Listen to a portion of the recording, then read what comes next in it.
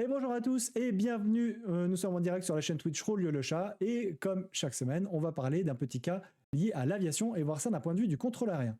Alors cette semaine, c'est une double remise de gaz, on va voir ça ensemble. Le montage a été fait par la chaîne Real ATC et il s'agit d'un Airbus A321 de la compagnie JetBlue qui était à destination de JFK. Tower JetBlue 1060, left, 4 left. JetBlue 1060, Kennedy Tower, continue. Continuing. JetBlue 1060. Comme d'habitude, c'est le pilote qui, au changement de fréquence, va initier la transmission, donc il s'annonce comme étant établi sur l'ILS 4 gauche. JetBlue 1060, wind 03016, gust 20, runway 4 left, clear to land. Là, on a un vent de 0,30 degrés et le gust 20, ça veut dire rafale. On doit donner les rafales quand celles-ci sont supérieures à 5 nœuds. 4 left, third line JetBlue 1060. JetBlue 1060, reduce your final approach speed. Final approach. Donc là, on entend que la contrôleuse dit un peu rapidement, on demande au JetBlue de réduire à sa vitesse finale d'approche, mais il volait potentiellement un petit peu plus vite. Donc là, la vitesse finale d'approche, c'est la vitesse la plus basse à laquelle le JetBlue va voler ou avant l'atterrissage. First speed JetBlue 1060. JetBlue 1060, cancel your approach clearance, climb maintain 3000, runway heading. I maintain 3000 runway heading JetBlue 1060. Donc là, on a la contrôleuse qui lui dit d'annuler l'autorisation d'approche. Là, ce sera plutôt une remise de gaz, puisque, voilà, surtout qu'il avait déjà été autorisé à atterrir. Donc là, après, c'est juste de la phraséologie. Mais en tout cas, l'élément principal, c'est que la contrôleuse annule son autorisation d'approche et lui dit de monter à 3000 pieds au cap de piste. Normalement, quand on fait une approche interrompue comme ça, ou quand on fait remettre les gaz d'un avion, on lui donne une raison. On va lui dire parce que la piste est bloquée, etc., etc. Mais en tout cas, on va lui dire pourquoi on lui fait remettre les gaz. Là, en tout cas, on ne sait pas. Peut-être qu'il y a eu une transmission. Was that runway heading up to 3000? Peut-être qu'il y a eu une transmission juste avant et on l'a pas eu. Mais voilà. Donc là, le JetBlue qui juste demande de reconfirmer les instructions. Yes, JetBlue 1060, runway heading for now up to 3000. Runway heading 3000, JetBlue 1060. JetBlue 1060, turn right heading 100. Donc la tour qui le tourne sur un cap 100. JetBlue 1060, you can contact New York approach on 1. Probablement en coordination avec le contrôleur d'approche. Donc la tour le tourne au cap 100. Ou peut-être qu'elle peut le faire sans coordination. Il y a des lettres d'accord de ce qu'on peut faire ou pas. Ou alors on le tourne et puis après on prévient. Enfin bref, c'est des coordinations. Et donc là, ensuite, le contrôleur tour, du coup, dit au JetBlue de contacter l'approche. Elle commence à dire 120 quelque chose. Et puis après, elle dit « Je suis désolé, correction, 135.9 ». Quand on commence à dire quelque chose et qu'on fait une erreur en tant que contrôleur, il faut dire le mot « correction ». Comme ça indique au pilote que, ok, ce qu'il a entendu avant, il n'en tient pas compte. Il va tenir compte de ce qu'il entend après correction. I'm sorry, correction, 135.9 for resequence. 135.9 JetBlue 1060. Donc, reséquence, ça veut dire qu'on va le remettre. Justement, il a été séquencé une fois, on va le reséquencer du coup une deuxième fois. JetBlue 1060 speed 170 tower 19-1. 170 over tower 91, JetBlue 1060. Donc la tour qui fixe une vitesse au JetBlue, on lui dit de garder 170 nœuds. Par contre, normalement, on essaye de donner aussi une distance. Par exemple, 170 jusqu'à 6 nautiques, 170 jusqu'à 5, jusqu'à 8. Enfin bref, on donne une distance jusqu'à laquelle on veut qu'il maintienne cette vitesse. Sauf si on n'a pas besoin, dans ce cas-là, théoriquement, on ne donne même pas de vitesse. Mais voilà, donc cette fois, il est pour l'ILS 4 droite, et donc le contrôleur d'approche qui en a fini avec lui, l'envoie au contrôleur tour. Tower JetBlue 1060, left 4 right. JetBlue 1060 Kennedy Tower, flying heavy Airbus 330, just under 6 miles ahead, caution wing turbulence, wind 020 at 12, runway 4 right, clear to land. Donc là, si on prend l'instruction, donc le contrôleur tour qui dit que le JetBlue est derrière un Airbus A330, à peine à 6 nautiques derrière, donc attention turbulence de sillage. Ça, c'est les Américains qui disent ça, le attention turbulence de sillage. Je sais que nous, on le dit pas trop. Le vent, du coup, de 0,20 degrés à 12 nœuds et l'autorisation d'atterrissage pour la piste 4 droite.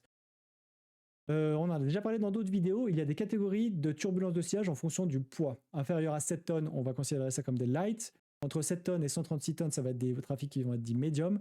Et supérieur à 136 tonnes, on va avoir les trafics heavy.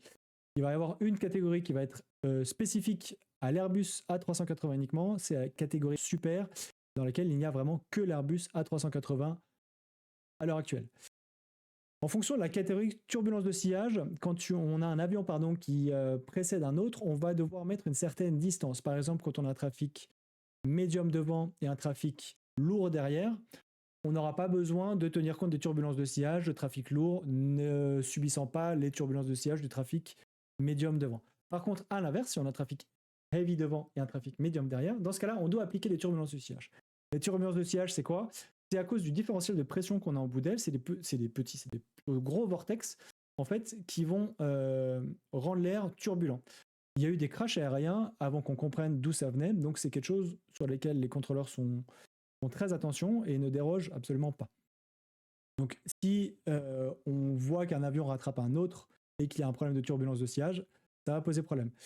Typiquement, là, justement, le contrôleur dit « vous êtes juste à 6 nautiques derrière un Airbus 330 ». Pourquoi ? Puisque la séparation minimale pour turbulence de sillage entre un trafic lourd tel que l'Airbus A330 et un trafic moyen comme l'Airbus A321, c'est 5 nautiques. Donc on a 1 nautique de marge. Ça se fait, il n'y a pas de souci. Par contre, du coup, ça demande un petit monitoring de la vitesse pour que le deuxième ne rattrape pas le premier. Alright, clear to land, JetBlue 1060. Triple 1060, reduce airspeed 10, 10 knots. Slowing, 10, JetBlue 1060.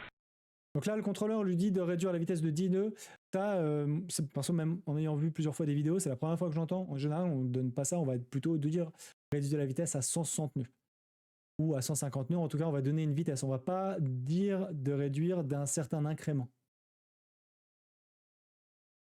Triple 1060, due to wake turbulence, turn right heading 100 and maintain 2000, cancel your approach clearance. Hey man, this is the second time you guys have sent us around. I didn't send you around. I said it's approach control. I didn't do that. Donc là, justement, le contrôleur se rend compte que l'Airbus A321 arrive trop proche de l'Airbus A330. Donc, on fait remettre les gaz, on ne prend pas de risque. Puisqu'encore une fois, c'est une séparation à laquelle on ne peut pas descendre en dessous. On a des séparations qu'on peut réduire, à savoir, les séparations radar, c'est 3 nautiques. Par exemple, un contrôleur d'approche ne pourra pas faire moins de 3 nautiques. Ça dépend où il travaille, mais souvent c'est ça. Par contre, un contrôleur tour pourra faire moins de 3 nautiques. Si un contrôleur tour a 2 avions en vue, même 2 avions à IFR, il pourra avoir une distance inférieure à 3 nautiques entre ces 2 avions. Par contre, même si le contrôleur tour a les 2 avions en vue, s'il y a raison de turbulence de sillage, alors dans ce cas-là, on ne descendra jamais en dessous de la distance minimale de sécurité, à savoir, encore une fois, entre un trafic lourd et un trafic médium, c'est 5 nautiques, et si ça avait été un light, ça aurait été 6 nautiques.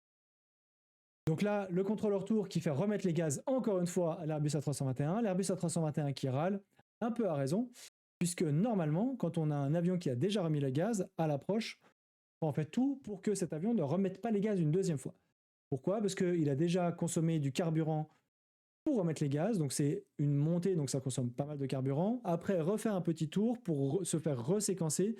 Donc une deuxième remise de gaz, potentiellement, ça induit un avion qui va être soit en minimum fuel, soit en mayday fuel. Et ça, c'est quelque chose qu'on ne veut pas avoir. Okay, say your request again. Right to 100, maintain 2000. You can tell that to them. Right 100, 2000, JetBlue 1060. Donc là, d'ailleurs, on entend qu'il y a eu 2 voix de pilote différentes. On a probablement le pilot in command, donc celui qui volait l'avion, du coup, qui s'est un peu agacé. C'était peut-être le capitaine qui, justement, s'est permis de prendre la fréquence pour passer un petit peu sa gueulante. Et là, on vient d'entendre le deuxième qui faisait la voice et donc qui répète l'instruction. Le contrôleur tour, lui, qui dit c'était pas de ma faute, c'est la faute de l'approche, ce qui est le cas. L'approche aurait dû mettre plus de distance entre le lourd devant et le médium derrière. Donc, il lui dit de se plaindre auprès de l'approche. Triple 1060, contact 128.12, and you can express that to them. 2812, JetBlue 1060. Il lui envoie sur la fréquence et il dit redis, voilà, dites-leur à l'approche que ça va pas. Approach JetBlue 1060, 2000, on the go around. JetBlue 1060 approach below, Kennedy altimeter 2993, expect ILS 4 right, uniform current. Donc là, on a toujours c'est marrant, le pilote qui fait la voice, lui, il est un peu presque blasé. Et donc là, l'approche qui redonne le calage altimétrique de 29.93. On commence à avoir l'habitude. Si vous regardez ces vidéos, c'est pas des unités qu'on utilise nous en Europe. On lui dit de prévoir l'ILS 4 droite et uniforme, donc c'est l'information, donc c'est l'ATIS qui donne toutes les conditions météorologiques et situations particulières de l'aéroport de Kennedy. Correct. We have uniform and Warman 2. Hey, man, this is the second time we've gone around for spacing. We're declaring minimum fuel right now, JetBlue 1060. Donc là, on a le premier pilote qui faisait la voice qui dit OK, on déclare le minimum fuel. Et du coup, le deuxième pilote qui, un peu plus véhément, dit voilà, c'est la deuxième fois qu'on nous fait remettre les gaz à cause de l'espacement. On déclare le minimum fuel. C'est ce que je disais, un avion qui a remis les gaz une fois, on évite qu'il remette les gaz une deuxième fois, parce que justement, c'est le genre de truc qui peut arriver. Et si jamais il remet les gaz une troisième fois, là, c'est carrément du Mayday Fuel. Enfin, c'est une urgence, clairement. Là, minimum fuel, tu vas le traiter en priorité, mais tu vas pas le considérer en urgence. Mayday Fuel, c'est un Mayday, donc urgence. JetBlue 1060. JetBlue 1060, I will communicate that. Understood. Maintain 210 knots. We'll get you back in as soon as possible. Turn right, heading 170. Donc là, le contrôleur approche, qui était peut-être pas responsable de ça, dit OK, bah, je vais transmettre. On lui donne une vitesse de 210 nœuds et il dit voilà, je vais vous reséquencer le plus rapidement possible. Tourne à droite et cap 170. Alright, 210 on the speed, 170 heading, JetBlue 1060. JetBlue 1060, heading 220. Contact final 1324. 1324, 220 heading, JetBlue 1060. Pourquoi là, on lui dit contact final et pas approche? La fréquence finale, ça se fait dans certains aéroports, et en fait l'approche peut être séparée en deux. Donc le contrôleur approche pur va gérer les avions qui arrivent un peu au loin, va gérer les descentes initiales, les vitesses, donc ce qui s'appelle plutôt la préséquence, et le contrôleur final, lui, va gérer plutôt la fin de vente arrière, les virages de base et les virages finaux. Pourquoi on fait ça? Parce que vous voyez qu'à chaque fois qu'on a un avion à l'approche, on va lui donner plusieurs instructions. Vitesse, altitude, virage. Et donc ça, à chaque avion, ça entraîne une grosse occupation de fréquence. Quand on a beaucoup d'avions, on risque des fois de rater des virages d'interception, on risque de rater des choses. Donc on préfère séparer sur deux fréquences différentes pour que un gère les avions un peu lointains et un gère les avions proches de l'axe final, pour justement éviter de rater ces petits virages d'interception ou ces petits virages de base, etc. Et du coup alléger la charge de fréquence sur chacune des deux fréquences. Final, JetBlue 1060, 2000, 220 heading. JetBlue 1060, expert route. And final, which runway are we expecting for JetBlue 1060? JetBlue 1060, you can expect ILS 4 right. Expecting LS 4 right, JetBlue 1060. Donc là, le JetBlue demande juste de confirmer quelle piste ils vont utiliser. Pourquoi? Parce qu'ils doivent programmer justement leur avion à justement atterrir sur cette piste 4 droite. 1060. JetBlue 1060, go ahead. Yeah, I don't know if you got the memo, but we're declaring minimum fuel for 2 times on a go-around for spacing. Donc là, comme il est sur une autre fréquence, donc on va l'appeler le capitaine. Le capitaine redit au contrôleur final, bon, je ne sais pas si vous vous rappelez, mais on a déclaré qu'on était en minimum fuel parce qu'on a déjà remis les gaz 2 fois pour cause d'espacement, parce qu'on rattrapait celui de devant. Yes, sir, I'm getting you in right now. Thank you very much. Donc JetBlue le contrôleur 1060. dit, bah voilà, oui, vous inquiétez pas, je vais vous tourner maintenant. Turn right heading 240. Right, 240, JetBlue 1060. JetBlue 1060, turn right heading 300. 310, JetBlue 1060. Donc là, on a le premier cap qui était cap 240, le deuxième cap qui était un cap 300. Le JetBlue commence à dire 290, 310. Je crois qu'il dit ça, c'est ça, 310. Voilà. Et le contrôleur, on va écouter. 310, JetBlue 1060. On peut constater que le contrôleur, lui, relève pas.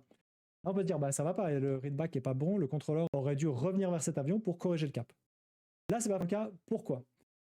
Des fois, en fait, le cap, surtout quand on arrive sur des bases comme ça ou des virages finaux, des fois, 10 degrés, ça n'a strictement aucune importance pour le contrôleur. Moi, ça m'est déjà arrivé de donner un cap et le pilote se trompe de 10 degrés. J'ai pas corrigé le pilote parce que pour moi, ça n'avait aucune importance que l'avion. Alors, je vais prendre les caps qui sont donnés là, mais ça se trouve pour le contrôleur, ça n'a aucune importance que le JetBlue vole au cap 300 au cap 310.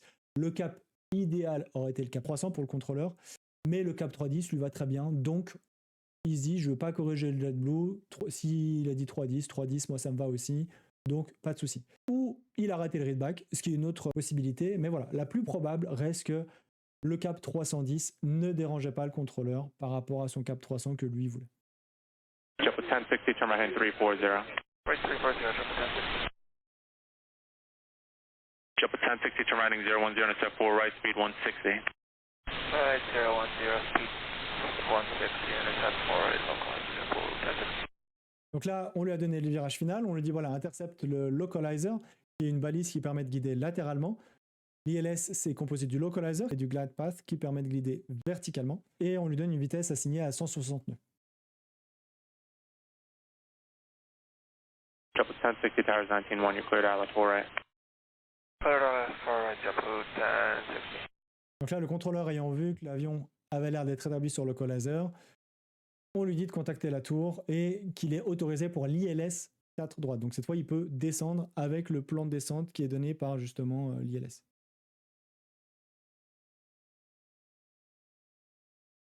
Tower, JetBlue 1060, ILS 4 right. JetBlue 1060, Kennedy Tower 103-014, runway 4 right, clear to land. 4 right, clear to land, JetBlue 1060. JetBlue 1060, be advised, it's IFR, so my hands are tied as far as wake turbulence is concerned, so I have to take you off the approach if you go below this separation.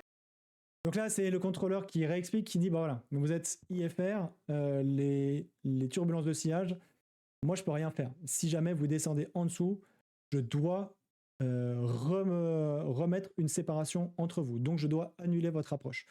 Si des avions, on a un avion IFR, un avion VFR, là c'est différent. L'avion VFR, on va lui dire on peut lui dire de tourner derrière un avion FR, même à 1 nautique. On va lui dire attention aux turbulences de sillage. Et là, c'est l'avion VFR qui va être responsable de se séparer de l'avion IFR. Mais entre deux IFR, la distance pour respecter les turbulences de sillage doit en tout temps être respectée. I understand that. We just had going around on 4 right, man. We don't have much gas here left, and I was just frustrated. I'm sorry. Donc là, le pilote qui lui explique, voilà, on avait déjà remis les gaz, on n'avait plus beaucoup de carburant, j'étais frustré, je suis désolé. Oh, it's no problem. It's like I said, it's approach control. They do all the speeds and assign all that. So, but I'll do my best for you here and 4 right, clear to land. Donc voilà, là, le contrôleur dit, il n'y a pas de souci, vous inquiétez pas, c'est juste que c'est la faute de l'approche, ce qui est le cas. Le contrôleur dit, c'est l'approche qui fixe les vitesses, ce qui est le cas aussi. Moi, je vais faire de mon mieux pour vous faire atterrir. Les contrôleurs approche fixent les vitesses, mais les contrôleurs tour peuvent modifier ces vitesses. On l'a entendu, les deux contrôleurs, que ce soit la femme en premier et l'homme en deuxième, ont essayé de faire réduire le JetBlue. Ça, c'est complètement possible, ils ont complètement le droit, puisque eux doivent gérer justement aussi la fin de ces espacements. Ils ne vont pas regarder bêtement les avions se rapprocher sans rien faire jusqu'à devoir remettre les gaz. On essaie de réduire, et après, si ça ne marche pas, on fait remettre les gaz. Après, tout le monde fait des erreurs, ça arrive. Les contrôleurs approche ont fait des erreurs. Malheureusement, ils ont fait 2 fois, en tout cas, c'était 2 contrôleurs différents, a priori. Donc, 2 contrôleurs différents ont fait la même erreur. C'est malheureux pour le JetBlue.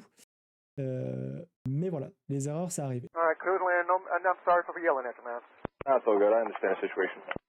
Et là, ils vont tous se faire des câlins dans la tour de contrôle. Ils sont désolés, ils comprennent, voilà. Nous avons fini pour ce cas. J'espère que ça vous a plu. Si ça vous a plu, n'hésitez pas à le mettre en commentaire et mettre un pouce bleu. Et en attendant, je vous dis à la prochaine. Ciao, ciao!